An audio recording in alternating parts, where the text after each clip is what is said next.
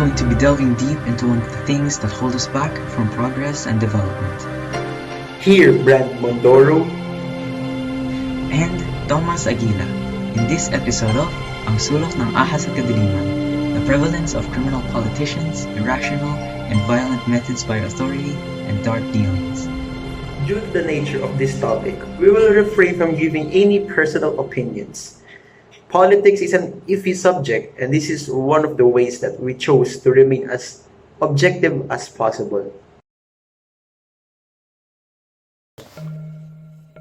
Foul plays, dishonest dealings, extortions, power tripping. You'll never fail to hear it from any of our local news broadcasts of misconducts of members in the Philippine National Police, Drug Enforcement Agency, Bureau of Customs, Department of Health, PAGCOR, LTO, BIR, DPWH, NFA. And these are just the small timers. Sleazing in the line of what's supposed to be is honest duty just does not transpire repeatedly unless such by degree is tolerated within the body and members aware. The implications of such conduct in the positions of authority is to say far-reaching, even being among the actions of our elects in the highest seats, some of which are truly this country's creme de la creme.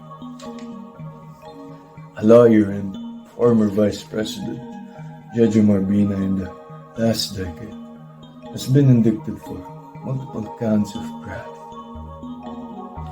The Commission of Audit reveals his association in irregularities and the misuse of public funds for a 5-story City Hall parking building that has absurdly amounted to 2.28 billion pesos, when the original project just cost 283 million pesos for what's supposed to be a 9-story parking building.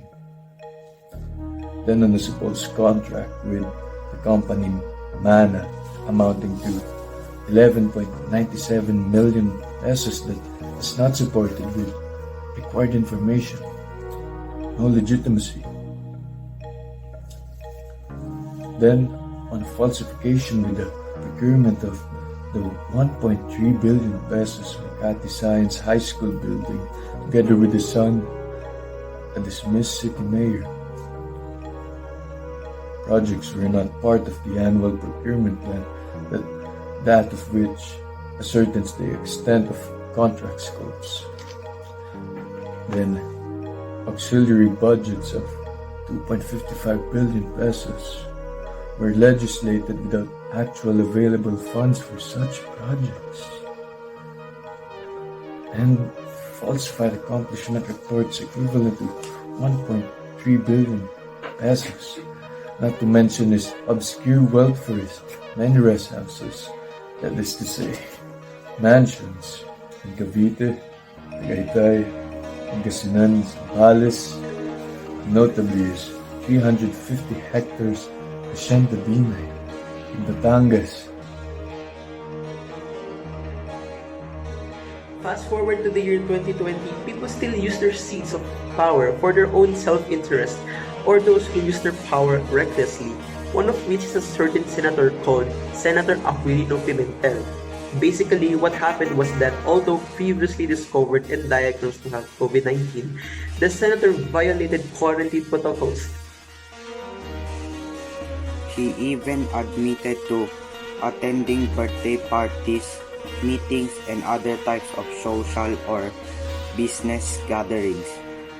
Before he was diagnosed, even with such high position of power, he still didn't take into consideration the possible outcomes and consequences of his actions. If he finds out something as simple as quarantine rules so difficult to follow, then should we really be putting these people in charge of our future? Maybe it was a simple slip up, or maybe he just didn't know much about how these rules protect us and why we need to follow them.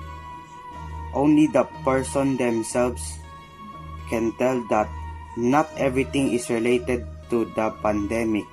However, some people use this power to take out potential threats. Ever since President Duterte's war on drugs, the number of extrajudicial killings and human rights violations spiked. The people who were targeted by these killings are usually from impoverished urban areas.